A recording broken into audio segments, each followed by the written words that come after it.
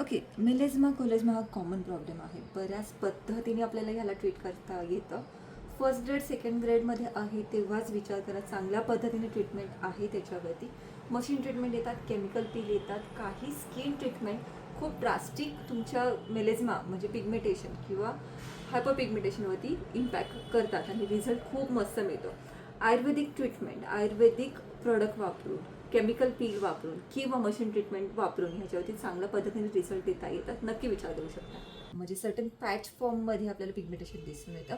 पूर्ण चेहऱ्यावरती ते हळूहळू स्प्रेड आउट होतं. त्याला कोलेझमा म्हणतात. त्याच्यापेक्षा जास्त हेवियर पिगमेंटेशन होतं तर ते क्युरेबल नसतं. त्यामुळे छोट्या फॉर्ममध्ये आहे तेव्हाच तुम्ही ट्रीटमेंट करायला सुरुवात करा. बऱ्याच हेवी पॅच झाल्यानंतर क्लायंट ट्रीटमेंटसाठी रिक्वायरमेंट करतात.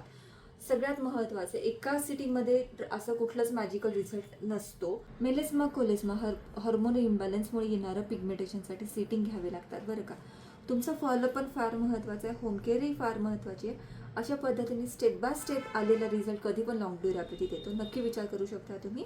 तुम्हाला तुमच्या स्किनसाठी कन्सल्टिंग हवं असेल तर मला माझ्या व्हॉट्सअपच्या नंबरवरती नक्की कॉन्टॅक्ट करा. भेटूया. थँक्यू. तुमच्या स्किन प्रॉब्लेमचा फोटो मला नक्की व्हॉट्सअप करा. यावरती मी कन्सल्ट करायचा नक्की प्रयत्न करेल. भेटूया सुशिसमध्ये. थँक्यू.